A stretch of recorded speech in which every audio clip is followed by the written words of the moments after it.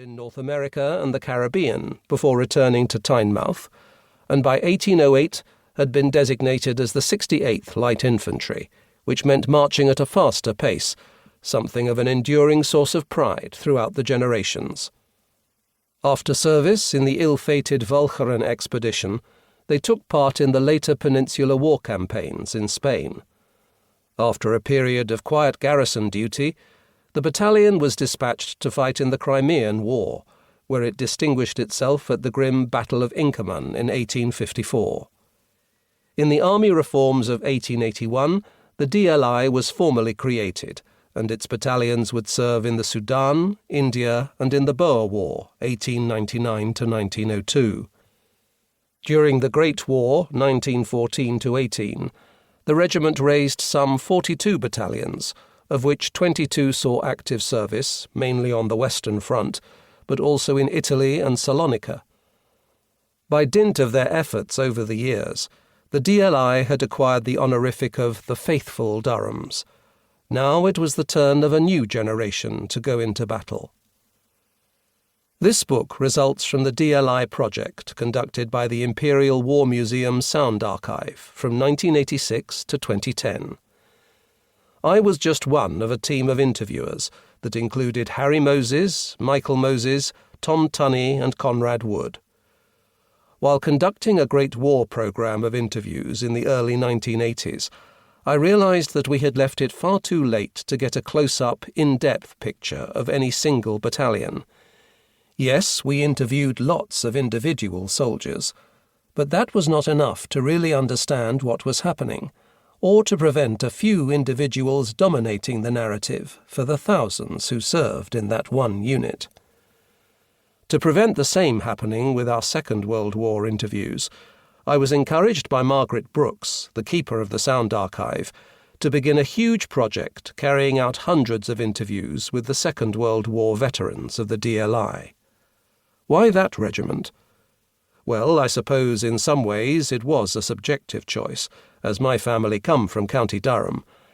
But justification was easily found in the distinguished service of the DLI battalions on most fronts during the war. I was also fortunate in the enthusiastic support of the DLI Regimental Association, the DLI Museum, and the crucial assistance right from the start of Harry Moses, to whom I have dedicated this book. Harry was instrumental in locating and interviewing many of the veterans, and he will be greatly missed. But why the 16th DLI in particular? To me, their story seemed to most encapsulate the everyman nature of the war. We also had the opportunity to interview nearly all the company commanders, something impossible in the older regular or territorial battalions. I was also greatly abetted in my research by the assistance of Tom Tunney, whose interest was triggered by the service of his father, Thomas Tunney, with the battalion.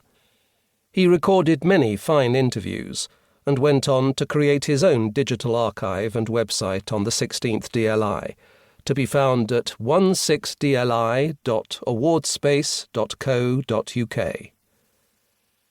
This is not the book to listen to if you want a potted history of the campaigns.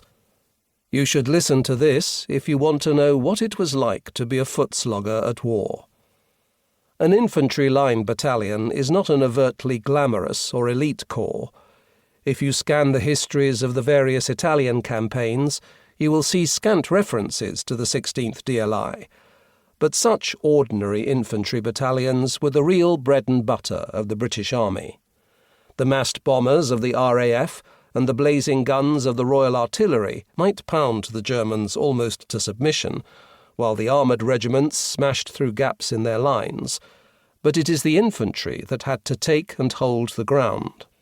It was, in the end, a matter of boots on the ground. They would then have to face the onslaught of determined German counterattacks that followed as night follows day.